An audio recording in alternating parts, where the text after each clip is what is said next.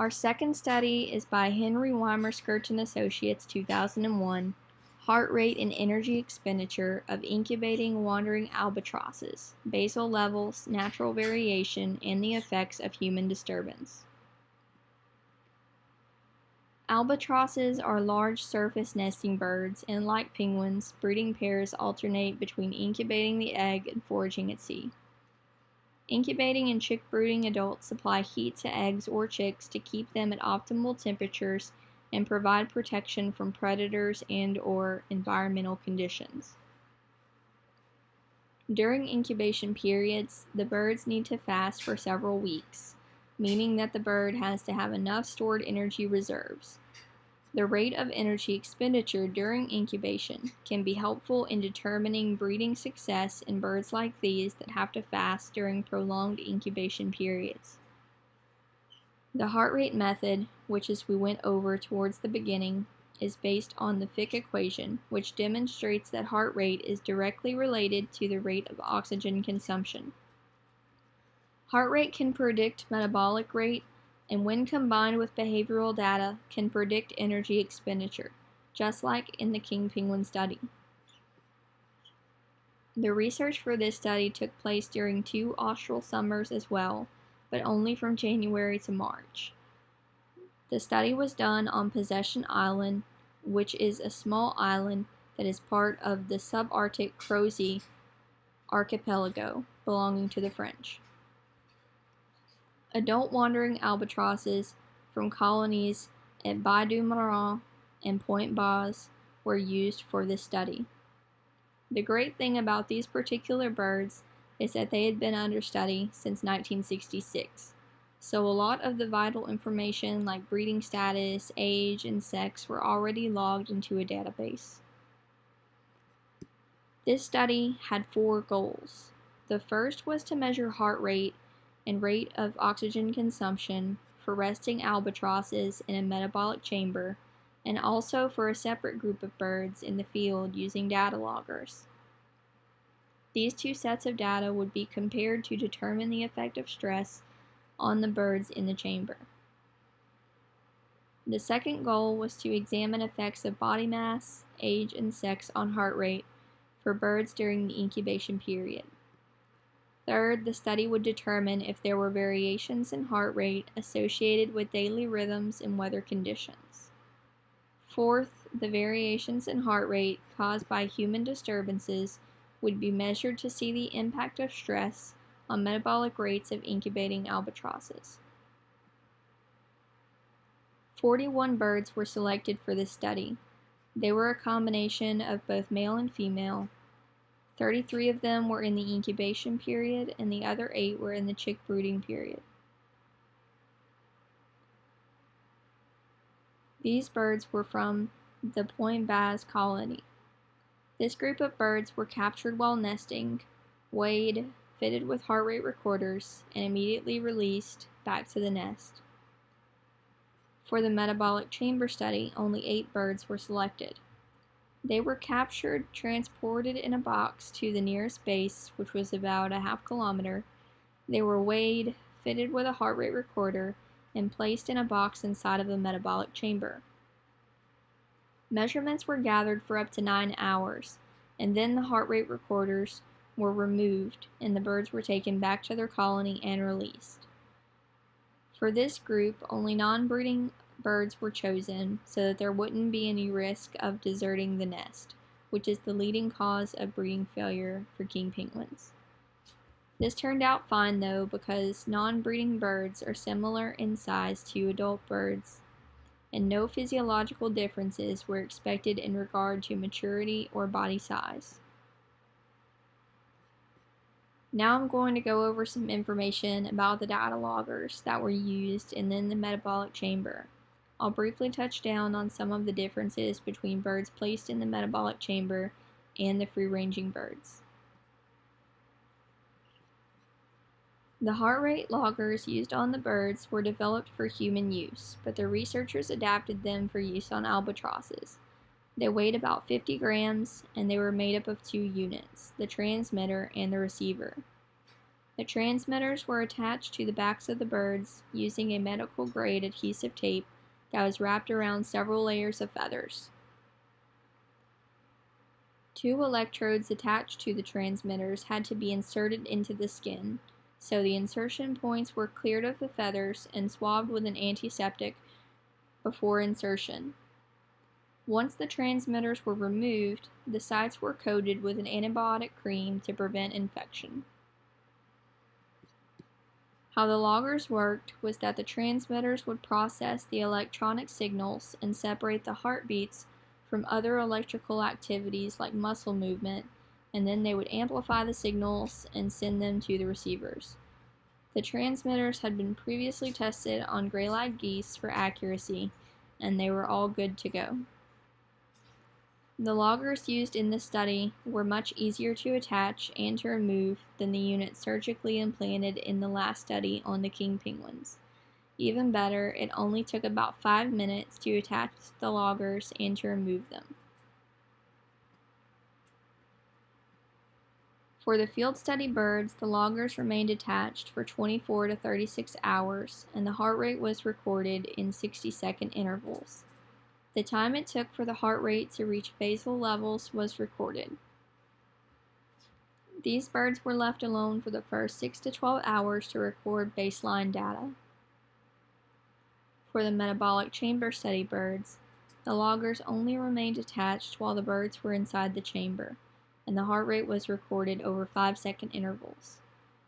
The lowest average of measurements over a 1-hour period was considered to be the basal heart rate. The heart rate of incubating birds was significantly lower than the birds in the metabolic chamber. For incubating birds, the average heart rate was 56.9 beats per minute, and for birds in the metabolic chamber, it was 93.1 beats per minute. This suggests that birds in the chamber were under stress that resulted in artificially high heart rate levels. The metabolic chamber was inside of a thermostatic box so that the temperature within the chamber could be maintained at 8 to 10 degrees Celsius, the same as outside air temperature. A vacuum pump pulled air through the chamber to help maintain temperature, while a subsample of the exhaust air from the chamber was continuously drawn through columns of drearite. Drearite is a drying agent for air and gases. It just trapped the moisture from the air. Oxygen content was measured by an oxygen analyzer and then drawn into an infrared analyzer to measure carbon dioxide content. The measurements were averaged for every 20-second interval and stored on a computer, where software was then used to convert changes in oxygen to values of rate of oxygen consumption in milliliters per minute. Then rate of oxygen consumption was converted to energy expenditure. Before any measurements were taken, the birds were allowed to get used to the chamber for a minimum of 1 hour. Measurements were made for heart rate and rate of oxygen consumption for 3 to 9 hours max. The lowest measurements of rate of oxygen consumption, averaged over a period of 50 continuous seconds, were considered to be the basal levels. Although the digestive state of the birds went undetermined, past observations with non-breeding adults had shown that they don't eat while at the breeding colonies, so Weimerskirch and Associates believed that the birds were in a post-absorptive state, a conditional requirement of basal metabolic rate. For birds in the chamber, rate of oxygen consumption was much higher for females than for males, in absolute and mass-specific terms. Even so, basal heart rates of the birds in the chamber did not differ significantly between male and female. The average basal metabolic rate for males was 138 kilojoules per kilogram per day, while the average basal metabolic rate for females was 230 kilojoules per kilogram per day. Rate of oxygen consumption was found to correlate significantly with heart rate, and the slopes for individual linear regressions were all similar, but the intercepts were not. The intercepts were different for each bird due to differences in size. The slope from the pooled data and the average intercept was used to predict rate of oxygen consumption from heart rate. Basal heart rate was positively correlated with mass and energy expenditure of incubating birds. We've essentially reviewed the first purpose of the study, which was to measure heart rate and rate of oxygen consumption to determine energy expenditure for both birds in the metabolic chamber and free-ranging birds to see how they differ. The next purpose was to measure effects of mass, age, and sex. Basal heart rate was similar for males and females. After being fitted with recorders, it took an average of all birds about 120 minutes to return to basal levels. The males seemed to recover faster within the first 20 to 30 minutes, but then there was no real difference between males and females. You can look at the figure here to see the male and female heart rates returning to basal levels after handling. The 20-minute mark has an asterisk to draw attention to the steep difference in male and female heart rate at this time. The male and female heart rates returned to similar values at about 50 minutes after handling. Mass was significantly related to heart rate, so that heavier birds had a higher average heart rate, but age made no significant difference. You may recall that the third purpose of the study was to determine the effects of weather and daily rhythms on incubating wandering albatrosses. For incubating birds, heart rate varied throughout the day. The variation was so great that the confidence interval was only at 20.3%. From 8 o'clock a.m. to 1 o'clock p.m., the birds had the highest average heart rates, which are about 20 times higher than the basal levels. This may have been due to increased interaction with conspecifics or predators, such as skuas. At night, there was a decrease in heart rate to a range within 10% of the basal levels, probably due to decreased interactions with conspecifics and predators, that caused a reduction in alertness, allowing the birds to sleep better and thereby lowering heart rate. Weimer, Skirch, and Associates warned that because the basal metabolic rates and heart rates varied so much for birds in just this one group, that caution should be taken before comparisons of these measurements are made between different species. A weather station that recorded daily air temperature, wind direction, and wind chill was used to monitor field conditions of the birds at Point Baz. The only meteorological condition that affected heart rate was wind chill, but only for temperatures below 0 degrees Celsius. There was no effect for wind chill above 0 degrees Celsius or for wind air temperatures, precipitation, or other factors. The birds increased heart rate in response to wind chill with temperatures below 0 degrees Celsius, possibly to compensate for the wind disturbing their plumage and reducing their thermal insulation. Compared to other subarctic areas, the Crozet Islands have milder temperatures. Weimer, Skirch, and Associates predict that in colder areas, albatrosses will have higher costs of incubation because of the effects of wind chill. If you look at the figure here on the slide, you can see heart rate as a function of wind chill for temperatures below 0 degrees Celsius. Heart rate increases as the temperature goes further into the negatives. Other natural factors that affected heart rate were noted by Weimer, Skirch, and Associates. Birds that were brooding chicks had a higher heart rate than those that were incubating eggs. Although the researchers are not sure why, it may be possible that the cost of heating the chick may be higher than the cost of heating the egg. The final purpose of this study was to measure the effects of human disturbance on the albatrosses. For the Point Baz birds, Effects of human disturbance on heart rate were measured when a human was various distances from the nest. The birds here had minimal interactions with humans. The only time they ever encountered humans was once or twice per breeding season for band controls. Therefore, they were not accustomed to human presence in the breeding colony. Because the basal levels had been recorded for all birds, each bird was able to serve as its own control. To measure changes in heart rate for human presence, a human observer would approach the nest in a straight line during timed intervals. When the bird noticed the human, the time and distance from the nest was recorded.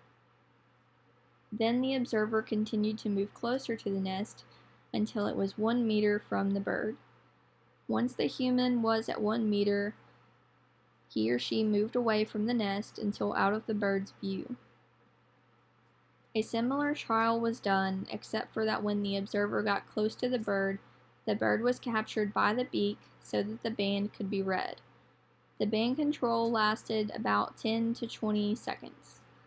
Then, for 8 other birds, a second band control was done to measure any differences between the first and the second trial. As soon as the bird saw the observer, heart rate sharply increased for both males and females to nearly twice the amount of the basal heart rate. The average heart rate continued to increase as the observer approached. Interestingly, males had a higher heart rate compared to females when the observer was in 50 meters of the nest. But when the birds were captured for a band control, the heart rate between males and females peaked at similar values. When the birds were handled for the band control, the heart rate was about 4 times the basal levels. Because the male heart rate increased more quickly, though, this could mean that males are more prone to stress and therefore more likely to act aggressively than females. Even though males had a higher heart rate when the observer was nearby, heart rate took the longest for females to return to basal levels. For males, it took about 9 minutes to recover, but for females, it took about 12 minutes.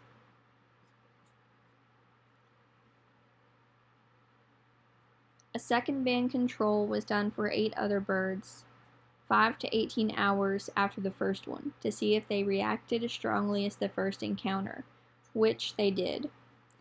There was not any significant difference between the first and second band control for these birds.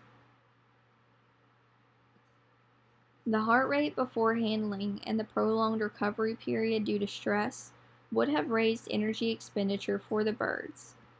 Weimerskirch and Associates state that the stress involved is not negligible, and that for smaller species the effect of stress could have an even greater impact on energy expenditure because energy stores scale with body size. Other than these experimental trials with human presence, the birds had no additional human interaction, so for the remainder of the study, the birds experienced natural conditions.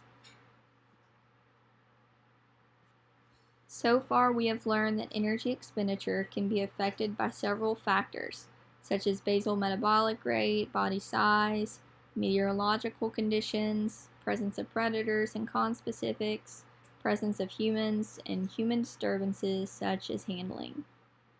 To measure the impacts of these disturbances and other factors that may affect energetic costs of free-ranging animals, we need to know the instantaneous measurements of energy expenditure in the field, and heart rate is a convenient way to do this.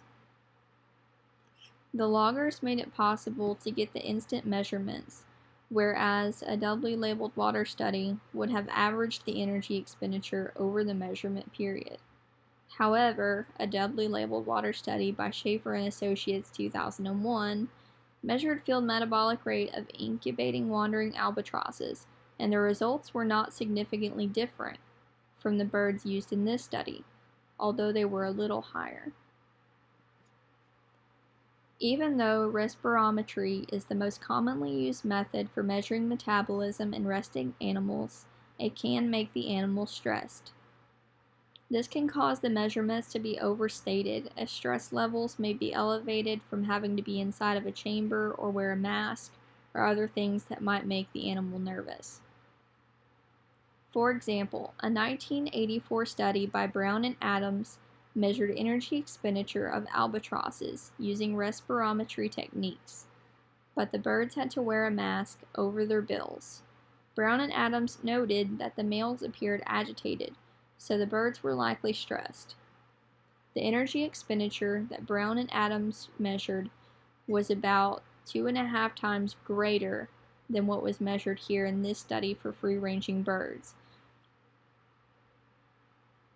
The amount measured in this study for the free-ranging birds was 1.7 times lower than those measured by the study for the birds in the metabolic chamber.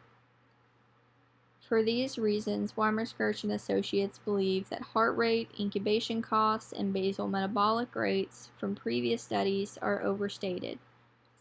Heart rate increased with the presence of humans and handling, and while in the chamber, birds maintained a higher heart rate, meaning that basal metabolic rate was higher than that of the birds in the field.